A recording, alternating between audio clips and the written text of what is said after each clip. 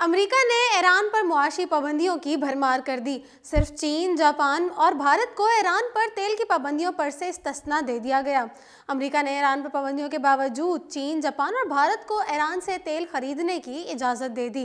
इस हवाले से अमेरिकी वज़ीर ख़ारजा माइक पॉम्पियो का कहना था कि चीन, जापान भारत को ईरान पर से तेल की पाबंदियों से इस्तिस्ना देंगे। उम्मीद है कि ईरान नए सिरे से जौहरी मुआहदे पर मजबूर होगा और ईरानी हुकूमत खत्ते को अदम इस्तेहकाम से दो चार कर रही है। अगर कोई मुल्क ईरान पर पाबंदियों की परवाह ना करते हुए उस पर से इक्तसादी इश्तराक करेगा तो इसे संगीन नताइज के लिए तैयार रहना होगा।